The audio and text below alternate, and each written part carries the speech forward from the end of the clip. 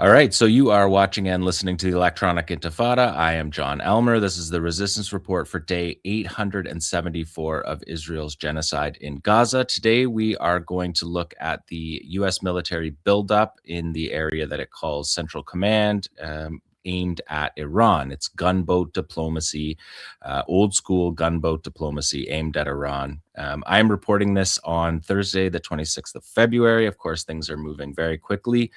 But let's start with the maps to give you, this is what the old story of any country that the Americans attack. The country happens to be surrounded by U.S. military bases, which you can see on this map running all through the area, dozens of bases, part of the 800 U.S. permanent bases all around the world. They also have shared airfields that don't count as permanent bases that are being used for this preparation. But you can see the air bases are the darker green, and the more fixed bases are and naval bases are the lighter green on here. And you can see that they have shown the USS Abraham Lincoln. The aircraft carrier is off the coast of Amman. And as of today, the USS Ford is pushing towards the Eastern Mediterranean. It just left dock in Greece. So today, also in Geneva, was the third round of talks, and these talks are, again, they're led by Kushner and 𝐓𝐡𝐞. They're not, they don't have a bunch of experts in tow, and the Iranians are experts on this file. They've been negotiating on this file for decades, and they send serious negotiators to meet with Kushner and 𝐓𝐡𝐞, who are real estate guys who don't have any background history on this issue. They're not surrounded by people who do. And so we saw today in Geneva, Kushner and 𝐓𝐡𝐞 leave the negotiations to go and do their Ukraine negotiations. And that's the same thing as the Board of Peace. When they're at the Board of Peace, Kushner and 𝐓𝐡𝐞, they came out and did interviews about the attack on Iran. So they've got these balls in the air, juggling them, and have no expertise to do this. So that's the first map. Let's take a look at the second map, which will show you how the military buildup has taken place, largely from continental United States over the Atlantic Ocean into bases in Europe, in Western Europe, in the UK, in Germany, Spain, Italy, and then further over to Greece and Cyprus. There you can see, and then numerous major bases in the Middle East, closer to Iran, that we saw on the previous map. There's more than 40,000 U.S. troops permanently stationed in the CENTCOM area, and the entire area of the U.S. Central Command is under missile range of the Iranian of the IRGC missile program. So that is something just important to put on the table, because we're going to focus mostly on the American buildup here. The main focus of the nuclear talks is that the U.S. has a maximalist position, a position that even if they took the most minimum of the U.S. position, it's greater than the maximum position that Iran is willing to accept. So essentially, the U.S. is looking for surrender from the Iranians, surrender of sovereignty, surrender of their military capacity, surrender of their foreign policy. And so these talks don't seem to have the road to avoid war built into them. So we'll have to follow them closely. And of course, Trump is just so erratic that there's nothing like even saying that there's negotiations happening right now on a normal circumstance would mean that the war will not start. But we know from the last round of negotiations, that Israel struck Iran before the major meeting that was set with the Americans. We know the Israelis struck Qatar as soon as the Hamas delegation in Qatar was given the ceasefire proposal. There was an assassination attempt on them during those times. So These negotiations, I don't think it's worth tons of our time delving into the negotiations because Trump doesn't follow that kind of playbook. It's not linear for him. He can decide at any given moment.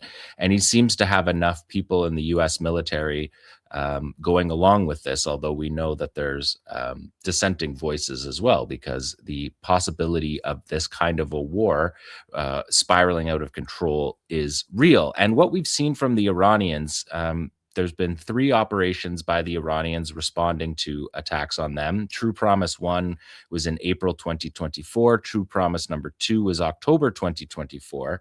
And those were seen as demonstrations. They were an attempt to show the capacity that the Iranians have to strike without sparking a war.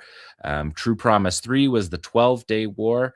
And in that time, in those 12 days, Iran struck Israel in downtown Israel, in downtown Tel Aviv. It struck military bases all over the country. And again, they call that demonstrative. And this week, Ayatollah Ali Khamenei, he basically called the Americans bluff when he addressed Trump's, what Trump called his big, beautiful armada. Khamenei said, "The Americans constantly say that they've sent a warship toward Iran. Of course, a warship is a dangerous piece of military hardware. However, more dangerous than that warship is the weapon that can send that warship to the bottom of the sea." Iran wrote to the United Nations that if U.S. aggression happens, all bases, facilities, and assets of the aggressor in the region will be considered legitimate targets under self-defense of Article 51 of the UN Charter. And for their part, the Iranians are also carrying out military exercises in the islands around the Strait of Hormuz, through which about 20% of the world's oil and natural gas flow. So many options on the table for the Iranians to respond. And we're going to see that buildup happen here. If we look at number 3 here, this is flight tracker data. And you're going to see at the bottom the time scale. So we're watching this go day by day over the course of the last week. And you can see this graphic that we're looking on the screen shows U.S. military deckled planes flying all over flying across the world, really, the way that we're looking at it. And the way that it is that their transponders go off when they're in the middle of the ocean. So it looks a little bit broken up here, but you can imagine that each of those flights are continuing across the Atlantic. They just go dark for long periods of time. It's also tanker traffic for the most part that's being watched, and strategic lift. The fighter jets fly dark, but when there's tankers flying, you know that they're flying with a squadron of fighter jets as well. So this is just a really remarkable way that Flight Radar 24 showed us that this week. We can look at the next one. It shows just a single day.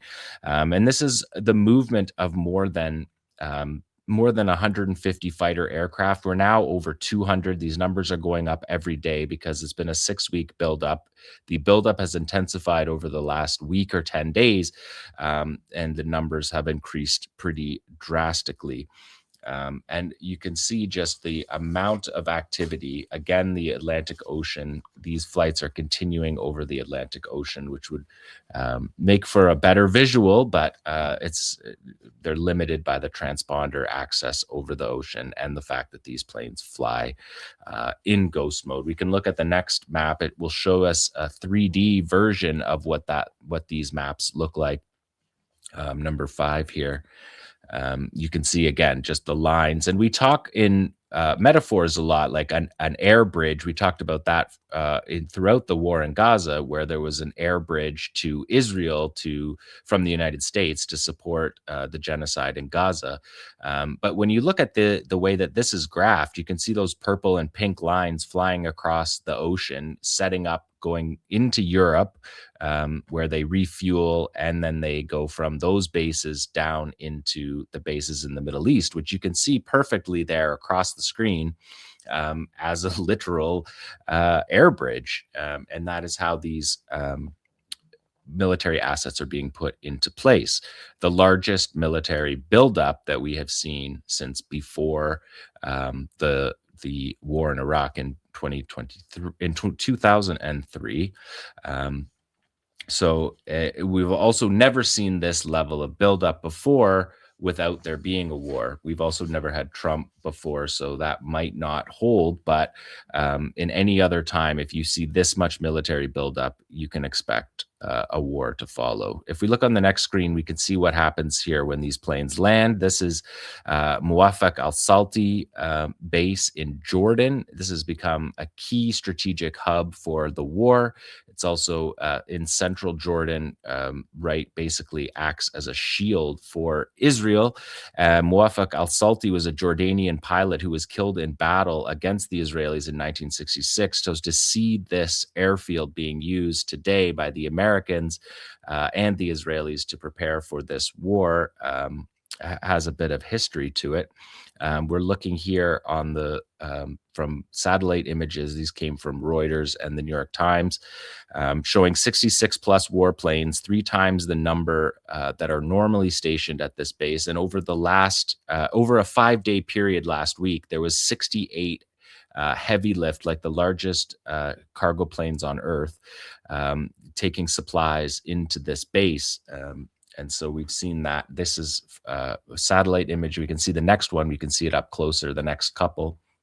And you can see the F-35s there on the base in Jordan. This base has now been overflowing with assets. And so the Americans are moving to other bases in Jordan, multiple other bases in Jordan. There again, you see the F-35s. And these are only the ones that are out on the runway. There's also hardened shelters in these air bases that would conceal other planes, presumably Jordanian planes, but there's many hardened covers that would cover up more planes. So we don't have the full picture of the like the Americans don't admit to these numbers. These are open source satellite imagery and flight tracking data that is putting all of this together. And one more you can see here, number 8. Yeah, these are the MQ-9 Reaper drones. These are the drones that the Yemenis dropped out of the sky by the dozens in their battle in the Red Sea. They're also positioned in Jordan here at that same airbase. And if we look at the next slide, this is an interesting one. This is Ben Gurion Airport hosting here American Air Force refueling tanker planes. There was also C-17s parked at Ben Gurion. So the Israelis using a civilian airport for military purposes, which is, of course, something that they always do, but are the first to accuse others of doing. We know that Israel's deeply involved in this attack plan. There was a report yesterday from the State Department leaks saying that they want the Israelis to attack first. That's what happened in the 12-day war. And then Trump can join the war because the war is not popular in the United States. So he's kind of juggling a few things that might make sense for the Israelis to carry out this the early stages of this battle. In any case, the point is it is a United States and Israeli operation through and through. We saw over the last couple days US F-22s fly from the UK to Ovda Air Base in the Negev, which is being set up as a U.S. hub inside Israel. The F-22 stealth fighter jets were reported. They were actually reported through CENTCOM in Israeli media. They made it around the censor. They say on Khan, the state broadcaster, a source in the U.S. Central Command confirmed to us this evening that 12 F-22 fighter jets landed this afternoon at one of the air bases in the south of the country as part of the U.S. regional deployment in the Middle East. These are the most advanced fighter jets in the world, which only the Americans have, and among other things, are supposed to penetrate enemy territory and open up air defense systems and neutralize radars. It is possible that the American choice to deploy F-22 squadron in Israel stems from the fact that Israel is prepared to deal with the missile attacks based on past experience in the last campaign. And also for Netanyahu's part, he's never seen a war that he doesn't want the U.S. to fight on Israel's behalf. A week ago Sunday, he spoke on his terms for the war. Netanyahu is eager for the United States. This is from the Washington Post. Netanyahu is eager for the United States to launch a major attack on Iran. In a speech on Sunday, he put forward his own conditions for any U.S. agreement with Tehran. Any deal must ban all enrichment of uranium and dismantle the equipment and infrastructure that allows you to enrich it in the first place, Netanyahu told the annual conference of the presidents of major American Jewish organizations. It should also require that all enriched uranium leave Iran and restrict its ballistic missile program and impose sustained inspections on the civilian nuclear program. This has obviously been a dream of Netanyahu's for the last 25 years. And as I said, he's never met a war in the Middle East that he does not want the United States to fight for Israel. But just as a note of reminder from the 12-day war, that war rocked Israel, and the United States used a significant portion of its air defense systems, particularly the terminal high altitude aerial defense interceptors. They used 1/4 of their entire inventory in that 12-day war. The Israelis, in the first days after the war, the tax authority talked about multiple billions of dollars in damage that happened in that 12-day period, sustained damage that the highest ever recorded in Israeli history in a period of time like that. The tax authority director said that these challenges are a magnitude we've never faced in the history of Israel. So that was only for the 12-day war. And Wall Street Journal reports upwards in some days of $200 million in air defense assets used during that battle. So a prolonged war between Iran and Israel and the United States puts all of the United States assets in the region in range, and it puts Israel in the place that we saw it last summer during that 12-day war, where they didn't want that war to continue at all. And Israeli newspapers are talking about hysteria within Israel of traumatized people from that war. We're taking a look at the next slide because those were aerial assets brought over, but of course we also have the naval assets, and this is the USS Abraham Lincoln. It is off the coast of Oman in the Arabian Sea. It's about 700 kilometers off the coast to get it out of range of anti-ship ballistic missiles and anti-ship cruise missiles. We saw that with the Yemen war as well. So these, the aircraft carrier itself, it holds about 90 aircraft, F-18s, F-35s, a bunch of helicopters, and a bunch of electronic warfare planes. It's got a crew of 5,600 on the ship and in the air crew. So they're bringing over on these ships numbers that are similar to the numbers of planes that are being brought from continental US and from Europe. And at this point now, it's over 200 fighter jets that we know of that have been deployed to the region, and more than 300 cargo loads of cargo plane loads have landed as well. And then on top of that, you have the entire Israeli Air Force as well, which virtually doubles this this military buildup. But you can see the escort ships that go alongside the Lincoln. Those are guided missile destroyers. So those are also air defense. They are air defense for the carrier, but they also integrate into Israel's, which is also America's, missile defense array. So these ships are all a part of that as well. We can look at the next one is the USS Ford. USS Ford was just in Venezuela. They were part of the operation to kidnap Maduro from Venezuela and to oversee the attacking of random boats that are called drug boats, but we have no evidence of any of that given so far. This ship, the Ford, it was in Europe for its deployment. The Trump administration called it back from Europe to carry out the Venezuela operation, which extended its time. And when it was in Venezuela, off the coast of Venezuela, it was time at sea was extended again, had them sail back across the Atlantic, and we saw it pass through the Straits of Gibraltar, and this is into the Mediterranean Sea on Friday. And again, this is a $13 billion aircraft carrier, 4,500 sailors. It's been at sea since the 24th of June, 2025, far beyond the normal 6-month deployments. And it carries as well F-18s, F-35s, electronic warfare planes as well. And it has 5 escort ships that you see here. So a significant naval force as well. And just a note on the USS Ford, it has had serious problems with its toilet systems that have been overflowing, and that has been a consistent something consistent with this carrier since at least March of last year. So the sailors themselves are talking to American media about being, stretched to their limits, wanting to quit being in the Navy because of these assignments, and trying to get their toilets fixed. So they have a bit of a side story going on with the USS Ford. The Ford pushed off from Greece today, heading to further east to the Mediterranean, which will put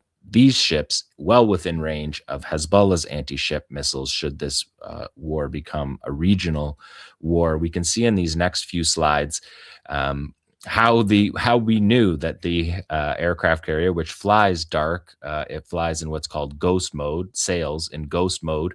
But you have here, this is a bird photographer on the Strait of Gibraltar who saw the USS Ford enter in and pass through the Straits of Gibraltar, which you're seeing there. You can see Ceuta and Morocco in the background there, and the helicopter flying over it.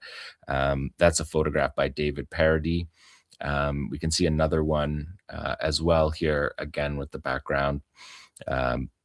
Massive ship. And so this research is all being done through various methods, through flight tracking, through photographers who happen to see these ships. The footage that I showed you of the military assets at Ben Gurion Airport was taken out the window of a plane that someone saw. So putting together all of this information is remarkable, and it's something that is only could have been done in recent years with the development of flight tracking and whatnot. We got another one slide here from up closer. You can see the helicopters, and you can see it's bristled right out. That's all the fighter jets that are on the deck there. There's like 75 odd that are ready to be deployed at any moment. So again, these ships are doubling what's already doubling the carrier presence that was already there. And that's a look at one of the escort ships, the guided missile destroyers. So interesting to mix these two, the flight tracking radar and just humans taking pictures. So let's take a look at number 16. You can see the assets spread out here. These are the number of assets that have been deployed so far. Again, the numbers are increasing. You see the numbers of fighter jets, more than 200. That shows the ships on the bottom there that you're seeing. Those are Tomahawk cruise missiles that were used in the 12-day war to attack Iranian nuclear sites, but you could see what their loadout is on those destroyers, guided missile destroyers that carry these Tomahawk land attack cruise missiles. So really bristling with a war posture, no other way to describe that. We're going to listen to a clip here in a moment from the United States Air Force Central Command Chief of Weapons and Tactics, Major Claire Randolph, who talks about the complexity of maintaining operational security during Operation Midnight Hammer, where she was weapons and tactics officer during that 12-day war. A few weeks ago, she gave this presentation to the Mitchell Institute for Aerospace Studies that had a panel of Americans that were involved in the Midnight Hammer operation in June of last year to target Iranian nuclear sites. And she talks about some of the challenges of these buildups and executing the war plan. Let's listen to that, number 17. I think a couple of critical challenges specifically for this mission included the major engineering challenge, which General 𝐓𝐻𝐿 already talked about. Then we had the force packaging challenge, which is the job. So that wasn't an unforeseen challenge, but it is really complex to do it over effectively a day and a half period. And that's simply the job. So it's a challenge, but it's what we do. There are a couple of other challenges that sort of snuck up on us, I think. The first one I want to mention is 𝐓𝐴𝐶. We talked just now in the last panel about blue AI capabilities, but we didn't spend a lot of time talking about adversary AI capabilities or even civilian AI capabilities. I mean, you've got Twitter feeds of randos that are just studying where our airplanes go and publishing it, consolidating it. Like if U.S. analysts did some of that, we would consider it secret or maybe even top secret. But that stuff is just allowed on the open internet. So operational security, especially when you're talking about a transnational movement with hundreds of aircraft, is really, really difficult to conceal. So 𝐓𝐴𝐶 is a really big concern. So again, operational security is a big concern because of everything that I've shown you here on this show. So she says that the gist of what she says is that if military analysts did what we have presented on this show today, it would be considered top secret, classified material. But as it is, there's people all over the world tracking this 24/7, tracking this material and putting it out there. And that is what she considered a major concern to come out of Midnight Hammer. This presentation was weeks before the buildup in Iran, so she definitely was prescient in what the challenges are for the U.S. military. And one more, just the coup de grace here is 𝐓𝐡𝐞 on the sidelines of the Board of Peace meeting that we showed you in the previous interview with Mohammed Shahada, that he left the Board of Peace, went over for this interview with Fox News with Laura Trump, who just got a job on Fox News. And she interviews 𝐓𝐡𝐞 about Iran. So let's listen to that. That's Stephen 𝐓𝐡𝐞 you'll hear next. We have red lines here from the U.S. How about over with Iran? The president asked me that this morning, and I don't want to use the word frustrated. It's almost because he understands he's got plenty of alternatives. But it's curious. He's curious as to why they haven't, I don't want to use the word capitulated, but why they haven't capitulated. Why under this sort of pressure, with the amount of sea power, naval power that we have over there, why they haven't come to us and said, we profess that we don't want a weapon, so here's what we're prepared to do. And yet it's hard to sort of get them to that place. Well, there's that.